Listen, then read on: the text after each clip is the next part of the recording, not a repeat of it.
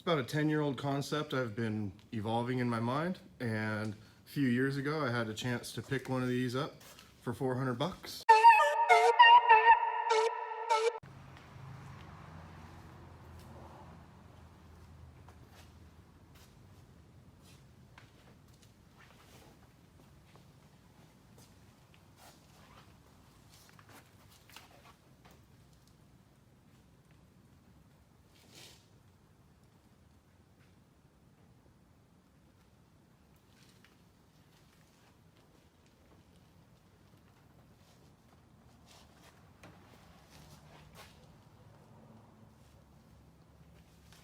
Just kind of soak that in.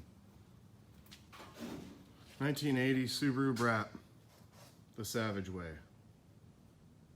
It's about a 10-year-old concept I've been evolving in my mind, and a few years ago I had a chance to pick one of these up for 400 bucks and save it from the wrecker and bring my concept to life. So it's taken about 1.5 years to do that, but it's now finally about ready to come to life and hit the dirt. I was asked to do a walk around, kind of introduce the car, talk about it a little bit. So we'll kind of go over the specs. You know, it's approximately 3,000 pound vehicle. You got a Subaru engine that makes approximately, you know, a little over 200 horsepower starting out. It's a very simple baseline. It will not destroy itself. It's a good balanced power to weight ratio, good starting point for a lot of people.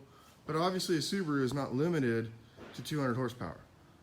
There's guys making, you know, reliably up into 600, 700, and 800 horsepower on those motors, and that's a 4-cylinder. You can also fit the newer 6 cylinders into the same space, bolt it up to the same transmission, and make the same package work. So you have that option, make a lot more torque. There's also plenty of room in there. You could drop an LS in it. You could make it solid axle. You could put a 2J in it.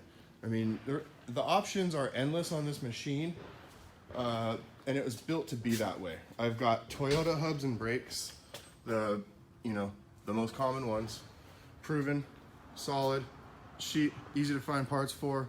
You can get the bearings for them in Mexico when you brake. I just kind of used all the basic stuff. I did use a dash. I'll have to make a mold for that so that we don't have to chop up cars each time we build these. But that's the whole point of this, is to build replicates.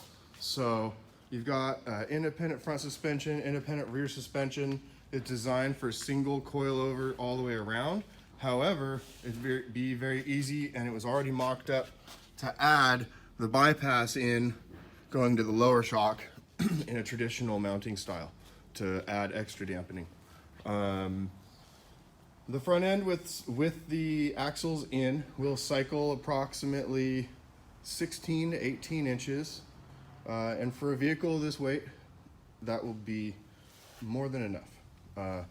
It goes, we've got to the fender, we have, I think it's about 12 inches, about 11.5 to 12 inches static, but we do get a little front end lift under acceleration, and so that number's actually increased slightly in the real world. Then you've got, from there, you've got about 5 to 6 inches of droop, which is really for, again, the weight of the vehicle. You don't want too much more than that because we want to be able to keep it up off the bumps. The machine can also be converted from all-wheel drive to rear-wheel drive by welding the center differential. I've got a Ford 8.8 rear diff in it. They'll be upgraded to a 9 center section later on. We'll be running RCV joints for racing, but for now, the budget move was the 8.8, cut the axles, and I'll be taking the Toyota axles that fit the spindles and hubs and mating it to that axle. It's close enough diameter, it'll be very easy to do that. So, it's about ready to come together. What else? It's designed for, you know, off-road racing. You could use it for like King of the Hammers style, everyman class very easily, be competitive. You could run a swing arm in the rear. You could run solid axles front and rear with the chassis design. Or you can just run it the way I designed it, and it will shred.